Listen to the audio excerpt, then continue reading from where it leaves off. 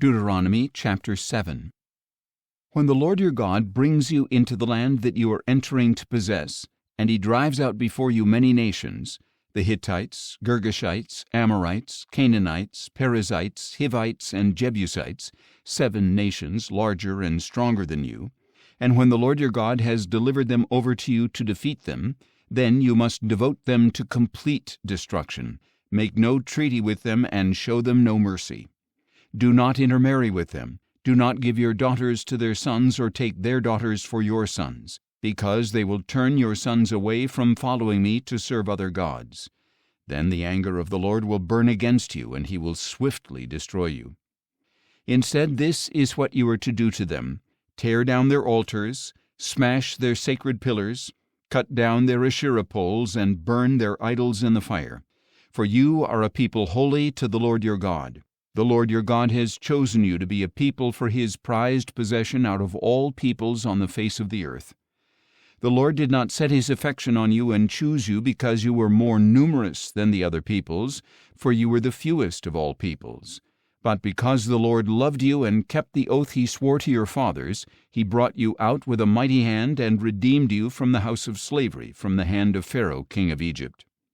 Know therefore that the Lord your God is God, the faithful God, who keeps his covenant of loving devotion for 1,000 generations of those who love him and keep his commandments. But those who hate him he repays to their faces with destruction. He will not hesitate to repay to his face the one who hates him.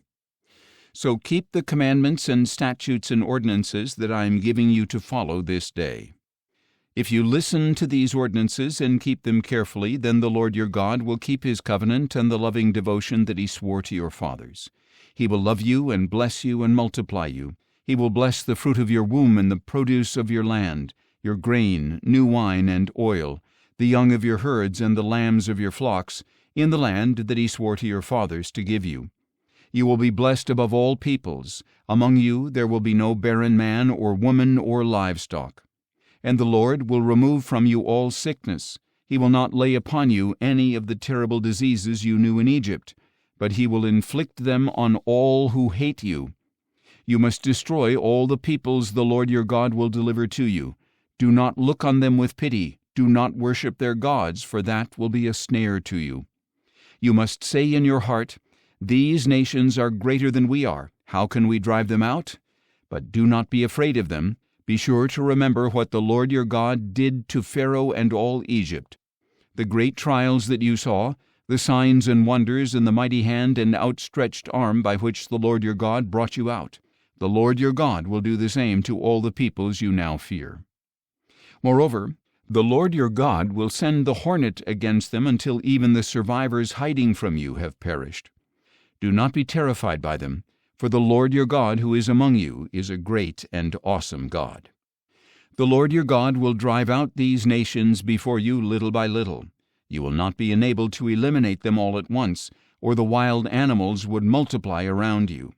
But the Lord your God will give them over to you and throw them into great confusion until they are destroyed. He will hand their kings over to you, and you will wipe out their names from under heaven.